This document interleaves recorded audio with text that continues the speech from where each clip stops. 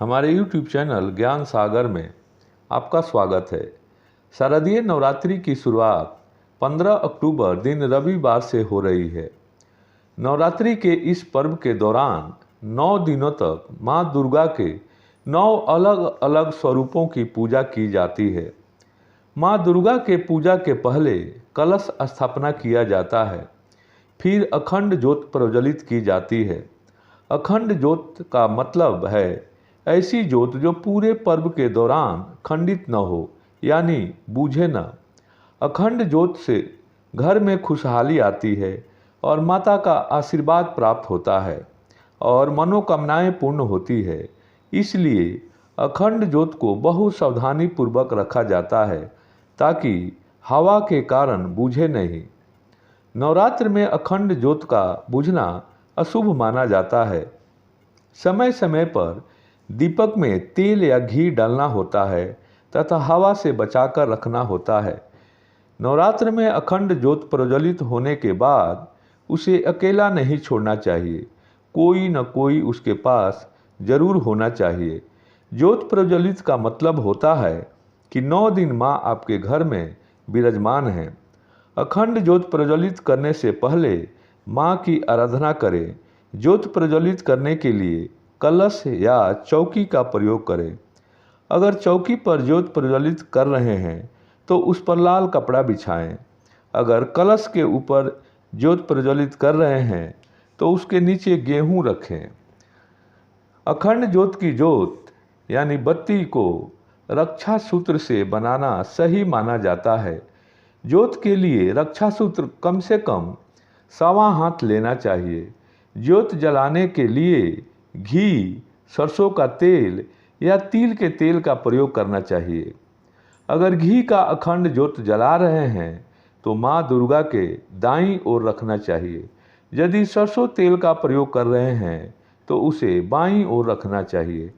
अखंड ज्योत प्रज्वलित करने से पहले भगवान गणेश, माँ दुर्गा की आराधना करें और माँ दुर्गा मंत्र ओम जयंती मंगला काली भद्रकाली कृपालिनी दुर्गा क्षमा शिवा धात्री स्वाहा स्वाधा नमस्तु का जाप करना चाहिए। अखंड ज्योत को हवा से बचाकर रखें। इसके लिए शीशे की चिमनी का इस्तेमाल कर सकते हैं। अखंड ज्योत किसी भी हालत में 9 दिन तक बूझना नहीं चाहिए। जैसे ही दीपक में तेल या घी कम पड़े उसे तुरंत डाल दें। यह काम परिवार का कोई एक सदस्य ही करे। 9 दिन बाद दीपक को बुझाएं नहीं, बल्कि उसे खुद ही बुझने दें। अगर इस नियम से आप घर में अखंड ज्योत जलाते हैं तो माँ का आशीर्वाद प्राप्त होता है और घर में खुशहाली आती है। दुर्गा माँ के सामने यदि आप जमीन पर दीपक रख रहे हैं तो अष्टदल बनाकर रखें। यह अष्टदल गुलाल या रंगे हुए चावलों का बनाया जा सकता है। आमतौर पर लोग पीतल के दीप पात्र में अखंड ज्योत प्रज्वलित करते हैं। यदि आपके पास पीतल का दीप पात्र न हो तो आप मिट्टी का दीपक भी इस्तेमाल कर सकते हैं। यह ध्यान रखना चाहिए कि मिट्टी का दीपक खंडित न हो।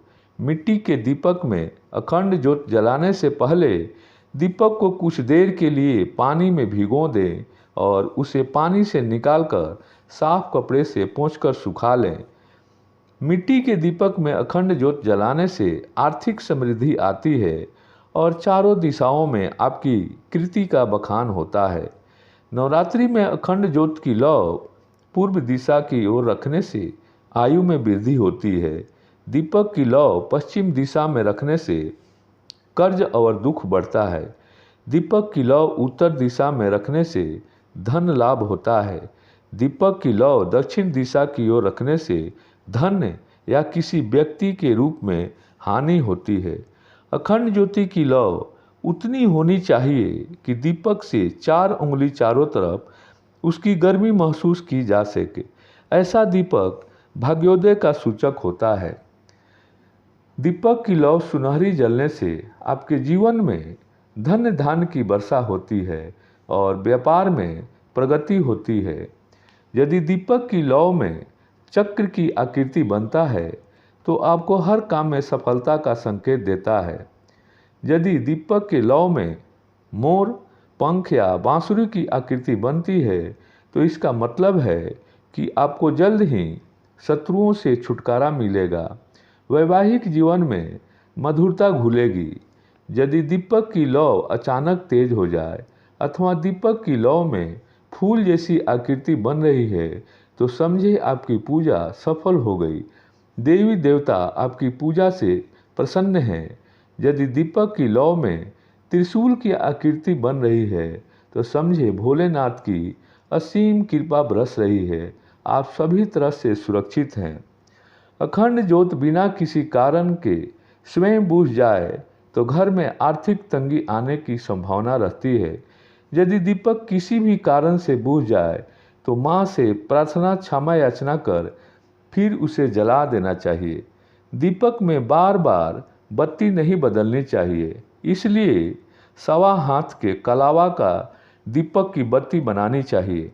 दीपक से दीपक जलाना भी अशुभ माना जाता है। ऐसा करने से रोग में वृद्धि होती है और मांगलिक कार्य में बाधा आती है। नवरात्र में अखंड ज्योत जलाने से घर परिवार में सुख शांति तथा समृद्धि बढ़ती है। घर में सकारात्मक ऊर्जा का संचार होता है।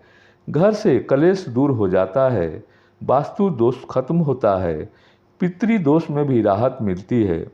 नवरात्र में घी या सरसों के तेल का अखंड दीपक जलाने से त्वरित शुभ कार्य सिद्ध होते हैं। नवरात्र में विद्यार्थियों को सफलता के लिए घी का दीपक जलाना चाहिए। शनि के कुप्रभाव से मुक्ति के लिए नवरात्र में तिल के तेल की अखंड ज्योत शुभ मानी जाती है। दोस्तों, मेरे वीडियो के माध्यम से आप अपना ज्ञान बढ़ाएं। मेरे वीडियो को लाइक और शेयर करें तथा मेरे चैनल को सब्सक्राइब करना न भूलें।